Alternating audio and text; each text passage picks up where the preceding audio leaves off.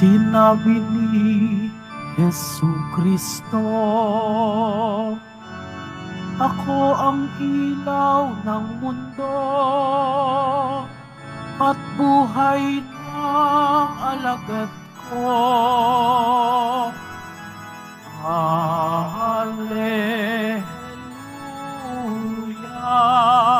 hallelujah,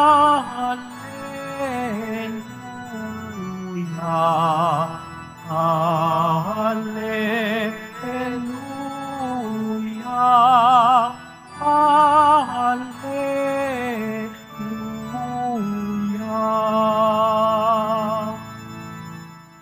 Sumainyo ang Panginoon, At sumaiyo rin. ang mabuting balita ng Panginoon ayon kay San Juan. Papuri sa iyo, Panginoon. Noong panahong iyon, malakas na sinabi ni Jesus, ang nananalig sa akin ay hindi lamang sa akin nananalig, kundi pati sa nagsugo sa akin. At ang nakakita sa akin ay nakakita sa Kanya. Ako'y naparito bilang ilaw ng sanlibutan, upang hindi manatili sa kadaliman ng nananalig sa akin.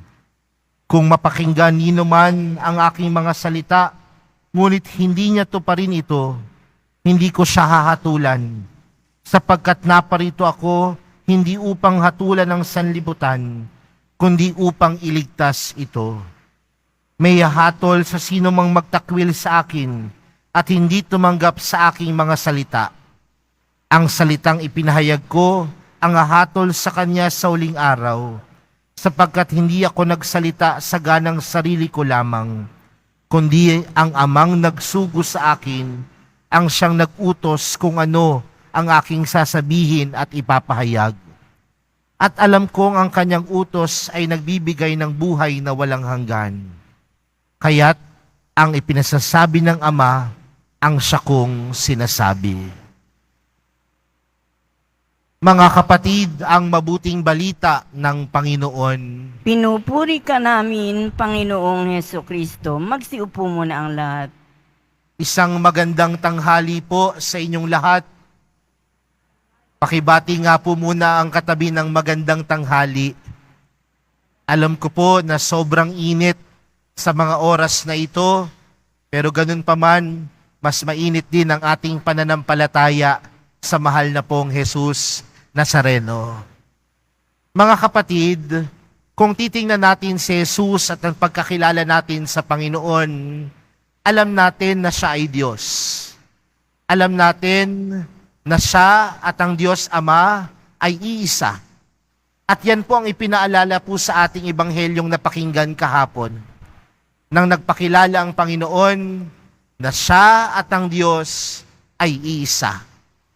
Pero tandaan din natin mga kapatid, na si Jesus ay hindi lamang Diyos. Tandaan natin na si Jesus ay naging taong kagaya natin. Naging kagaya natin ang Panginoon, bukod sa pera lamang sa pagkakasala. Dahil alam natin ang mahal na pong Jesus Nazareno ay Diyos at tao. Pero mga kapatid, isang bagay po ang malinaw sa mahal na pong Jesus Nazareno. At ano po ang malinaw sa Kanya? Lahat ng Kanyang ginagawang dito sa lupa ay sumasalamin sa Diyos. Uulitin ko po yun. Lahat ng ginagawa ni Jesus dito sa lupa ay sumasalamin sa Diyos.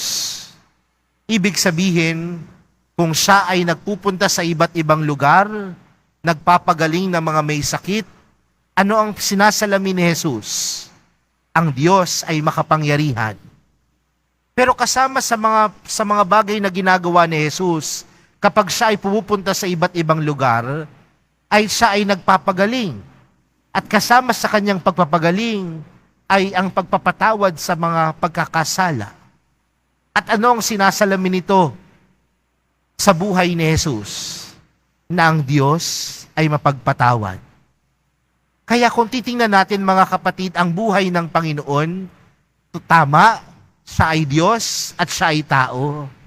Pero sa kanyang pagkatao, kailanman hindi niya inalis ang pagmamahal, ang awa, at ang kabutihan ng Diyos sa kanyang pakikitungo sa bawat isa. Kaya siguro mga kapatid, magandang tingnan din po yan sa buhay natin. Pero baka madalas ang sabihin natin, hindi naman ako Diyos. Di ba ho? Kaya nga minsan kapag nagkakamali tayo, ano yung madalas nating rason? Tao lang. Kapag nagkakamali tayo, ang madalas nating sinasabi, hindi ako perpekto, hindi ako Diyos. Kung tinatawag tayo magpatawad sa mga taong nakasakit sa atin, minsan ang nagiging dahilan natin, bakit? Diyos ba ako? Pero mga kapatid, tandaan natin, nung tayo po ay nilikha ng Diyos, tayo ay nilikha ng Diyos bilang kanyang kawangis. Hindi man tayo Diyos, pero dapat sa buhay natin, nandoon yung pagsusumikap natin na ang puso natin ay maging puso ng Diyos. Anong klaseng puso? Pusong puno ng pagmamahal, pusong puno ng awa, pusong puno ng pagpapatawad. Hindi man tayo Diyos, pero pag sumikapan natin na sa ating pang-araw-araw na buhay, sumalamin ang Diyos dahil nasa puso natin kailanman ang Diyos. Mga kapatid, si Jesus, naging tao man siya, ngunit hindi niya inalis sa kanyang buhay, hindi niya inalis sa kanyang isip, at higit sa lahat, hindi niya inalis sa kanyang puso na siya ay kadugtong ng Diyos. Kaya nawa sa buhay natin, yan din po ang maging hamon sa atin. Ako ay nilikha ng Diyos, hindi man ako Diyos, pero nasa puso ko ang Diyos. At kung nasa puso ko ang Diyos, dapat ang aking pakikitungo sa aking kapwa, laging may awa, laging may pagmamahal. Mga kapatid, sa atin pong ibanghelyong napakinggan, paulit-ulit na sinasabi ni Jesus na siya ay sinugo ng Diyos. Siya ay pinadala ng Diyos Ama. Pero tandaan natin mga kapatid, na tayo pong lahat na sumusunod sa mahal na pong Jesus Nazareno, ay sinusugo din. Di ba ho, sa pagdalo natin ng misa, sa pagkatapos ng misa, ano ang sinasabi ng pari? Humayo kayo, taglay ang kapayapaan ng mahal na pong Jesus Nazareno. At dito po sa Quiapo, pumapalakpak tayo. Hindi ko po alam kung bakit tayo pumapalakpak. Pumapalakpak ba tayo dahil tapos na yung misa? Ang haba kasi ng sermon ni Father.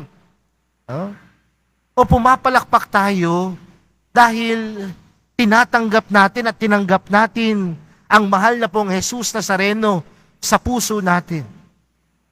At sa ating pagtanggap sa mahal na pong Jesus Nazareno, tayo nawa ang magdala, maging muka ng mahal na pong Jesus Nazareno sa ating kapwa.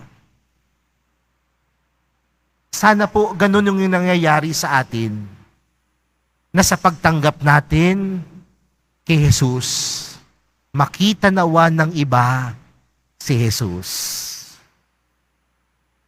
Makita nawa ng iba ang awa ni Jesus. Makita nawa ng iba ang pag-ibig ni Jesus sa buhay natin. Pero minsan po, aminin natin o hindi, kakatapos pa lamang ng misa, may kaaway ka na sa labas. Pagkatapos pa lamang ng misa, nagtutulakan na tayo. Pagkatapos pa lamang ng misa, nagmumurahan na. Pagkatapos pa lamang ng misa, hala, kung ano-ano ng paninira sa kapwa ang nagagawa.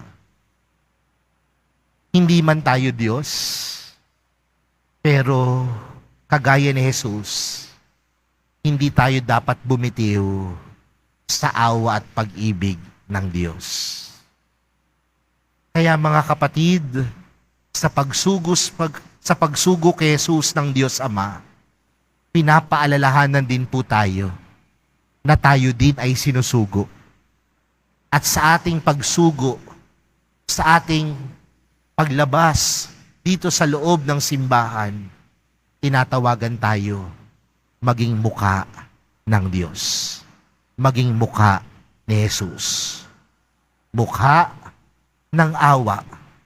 Mukha ng pagpapatawad. At higit sa lahat, maging mukha ng pag-ibig. Nawa, sa pagtingin natin sa imahe ng mahal na pong Jesus Nazareno, paglabas natin sa ating mga kanya-kanyang buhay, makita si Jesus sa mukha ng iba. Amen.